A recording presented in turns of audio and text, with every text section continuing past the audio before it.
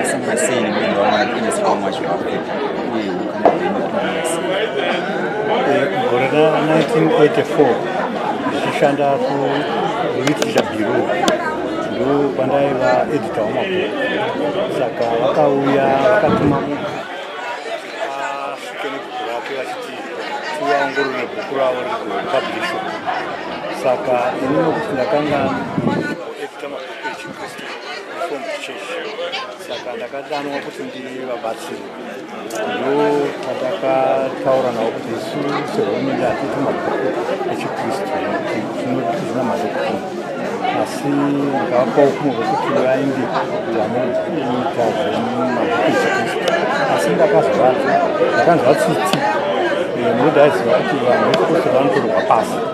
Ndobva ndavati kana maona makuti mashaya unokubatsirai mugodzoka zvekare, vainzi vamuretirwa ivavo vakatumwa namudzidzisi wemazvawapo.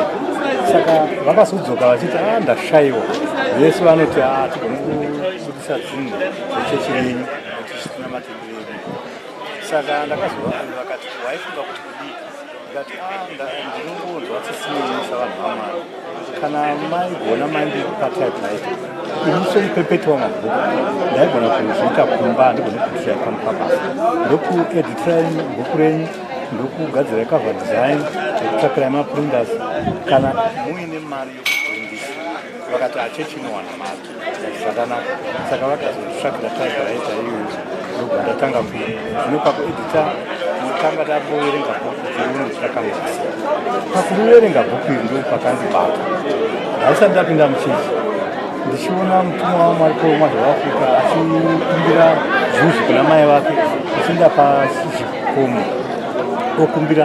Asati apedza munamato wake, mai vachibva vatomudana vatopindura kuti mari yavapo, chinda vanochera mvura ndokuzokupa mari ndokupa vahuchu vagondokuchengera juzi. Ndoonazve wakafoira arithmetic kuti mazuva ano vanozvinenzi. Ndobva akumbira kuna Mwari, ndobva aita number 1, wanga ungoita number 1 nedzidzo yavo pasi. Ndobvazvo ndaona kuti semunhu wanga ari nherera, wanga asina chainacho, asina school fees, asi aikumbira kuna Mwari, ndobva apuwa bhezari nekuda kwokugona ikoko. Saka inini semunhuwo ndakangoberekwa ndisina Mwari, ndichiita pasunday school, ndichiziva kuti Mwari uripo ndichitenda, asi ndasingavoni zviratidzo. Ndakatanga kuti manamatira ndo handinoda. Ana Mwari unoti kana ukakumbira oita chinhu. Saka ndakatarisa upenyu hwangu ndokuona kuti ndiri kunamata hangu handini, asi zvinhu hazvisi kundifambira. Zvino ndopandakazoonana namudzidzisi iwo ndionawo nokuti vakanga vachitiwo unoita mari kuti editira bhuku renyu. Ndikati ina handichaji mari basa raMwari, Mwari anondiropa pasi. Saka vakandoda kuona mukomana iyi, vakazouya kumba kwangu, ndobva vakauya, ndobva ndavabvunza pamusoro pekunamata, munonamata sei, ndobva vandirondedzera. Nokuti isu kudhachi taiti kana zvinhu zvanetsa unomboenda kumudzimu, taiti ipai kesari zvani zvakesari wondogadzirisa wodzoka hako kuchechi. Tikanzi aiwa mwanangu, hazvidaro, kunamata kunongonamatiwa Mwari mumwe chete. Ndikati kana zvikanetsa kumhuru, zvikanzi tarisa zero rangu, handinambopira mudzimini, sei pasina chimwe chinonetsa pandii? Izvi zvakandipa kugutsikana kuti ukangonamata Mwari chete ari oga zvineti. Ndobva ndazoti ndimbonapai nguva ichibva ndazoti kana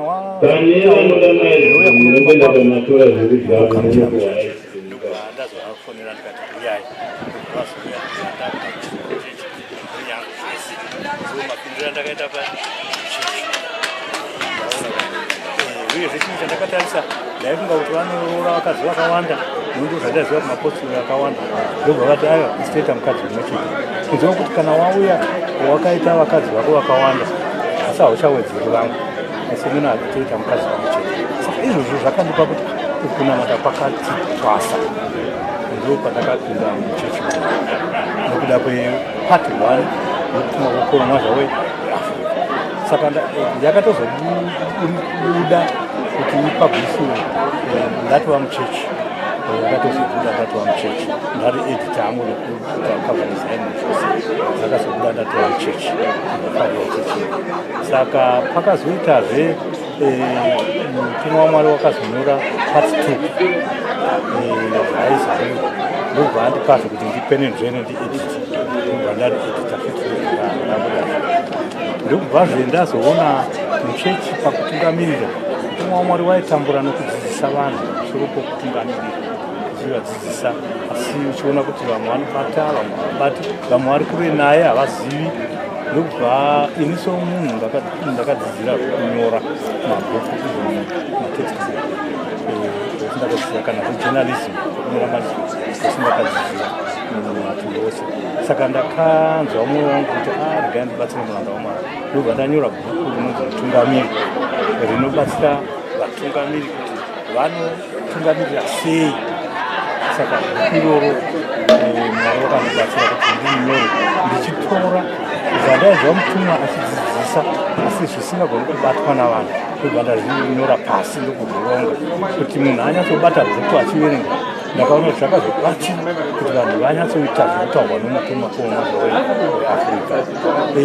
Ndakaonazve vanhu vasina himbo ndo yatatotanga mutungamiri yakazovata asi ndakupedza part 1 vanhu vaitambudzwa himbo saka ndoverenga ini mubhuku yetumwa weMwari muchisaro chake unoti ndakaona vanhu vachiimbira Mwari vakabata mahimbo vakazara mahimbo mwoyo yavo iri kuna Mwari asi vakatarisa mahimbo ndobva ndakanzwa kuzvitongesa kuti ndo basa rangu iri vanhu havana kana kutarisa vachiimba vanongoimba ende zvimwe navo vanoimba zvisiri zvemashoko nokuti havazivi kuti zvakanyorwa kunzi kudii votozogadzirwa kuti aiwa shoko rinoti zvakati saka zvadaro zvakagadzirwa himbo ndobvaaita himbo ndoyakatevera part 1 ndokuzouya part 2 ndokuzouya bhuku yomutungamiri saka ndopinda pandakaita muchechi rino asi ndapinda muchechi rinei ndakapinda upenyu hwangu hwakati omei ndasingarwari kana kudii asi zvinhu zvemari kana upenyu zvainoita sokuti hazvisi kuda kufamba zvaiva Satani asi ndapinda ndakatanga kuratidzwa naMwari kuti upenyu hwako hwaropafadza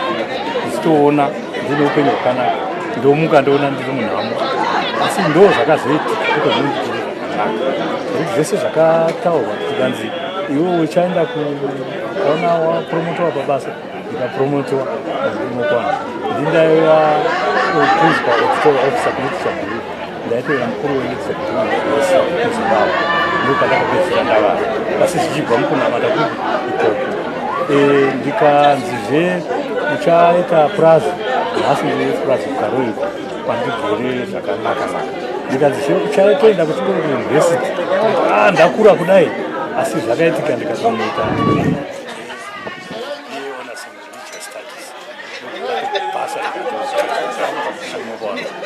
saka ndotenda mari uyezve ndakaita diploma rejournalism ndatova muchechi masetifiketi angu mazhinji ebasa akazomuka ndava muchechi munomu saka kana ndakatarisa chechi inei ndinongonzwa ndichida kuenda nayo handizi kuti zvakashure nokuti upenyu hwangu ndikatarisa vamwe kana vemhuri yangu vanotoyemura ndakatanga muchechi ndichingovawo zvangu munonamata ndobva ndazonzi vhangeri ndobva ndati garegare ndobva ndatiwa mufundisi ndobva ndazogarazve ndobva ndazotiwa bishop andinokaona muchechi imomo nokuda kwekuti uyo mutumwa waMwari pamwe chaaiona ukandii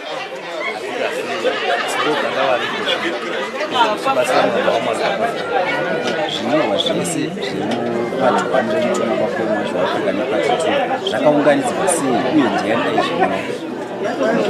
Zvokutanga mutumwa waMwari weAfrica ndiye akazviunganidza akanga akazvinyora zvino vaisha voita sei kuti zvitepo saka pana vanzi mufundisi wese vanga vari ticha vaimbodzidzisa pamwe chete namudzidzisi ndivo vakati kunocheketere zvinhu zvakadai zvisingazikanwa zvinoda kuti zvizikanwe saka ndo vakazozvikopa kunyora vachitora pamanotsi amudzidzisi zvavakanyora vauya nebhuku iroro ndipa saka mudzidzisi ndoo vakanyora ndo vakazvinyora zvinhu zvakaizi pati 2 ndizvozvo vakanyora nekuti vane handwriting yakanaka vakanyora ndobva vandidana vakati ndanyora imwe part 2 ndoda kuti uedite ugopublisha sezvakaita part 2 ivo pachavo vakakombaila pachavo vachinyora nokuti zvinhu zvavo zvese vainyora pasi pakaita chinhu vainyora pasi part 1 nepart 2 ndo vane copyright yacho vari zvimwe vane makore 100 pane tarisiro here kuti pachanyorwa wemabhuku pati nezvizariro zvikuitika kubva 1996 kusvika pari na2018. Munoona pamusoro pemabhuku awo okutumwa kwakoroma zveafrica haasi munhu wakapinda achiresearcha kuti vakafamba sei. Ivo ndo vakarekodha zvinhu asi havana kurekodha zvinhu zvese zvaiitika mumberi. Vakatora zvinokosha sezvakanoita bhaibheri rakatora zvinhu zvinokosha nezvinoita hazvingakwani zvinhu. Saka zvino iko zvinhu zvekuti munhu upindewo tipati 3 zvinoda ivo muridzi varivo vanyora. Kana tatonyora isuwo handichati pati 3 ndikanyorawo rimwe bhuku handizivi kuti chinangwa changuwo chandingaritumidza nekuti pati 1 nepati 2 ndezvavo vanotora zvavakaratidzwa zvavanoda kuti zvinokosha pavanhu kuti vazive votipa vachisiya zvimwe unobona. Saka pati 3 kuti chii chakati kana vasina kunyora hatigone kupinda ipapo nekuti ndo pachavo vakaungadza zvinhu zvavo vakazviisa kwatiri kuti izvi ndo zvandakapuwa naMwari. So how are these books impacting the reader's life? These books are impacting the reader's life in a way that they strengthen our beliefs in Jesus Christ, and they also help us in our behavior. See, we emulate the life of Muhammad, and this is why we strive to keep the rules of the Bible and God's rules because of what we see in those books. And we also see that in our lives we are blessed in whatever we do because of following the way he lived. He is living, you see. So by emulating his way of living, we are also enjoying. You see, I joined this church when my hair was still black, but now I'm 67 years. This is my 68th year, and I'm really healthy. You see, so this word of God is preaching is helping us in connection with our health. We are living healthy, you see, because of his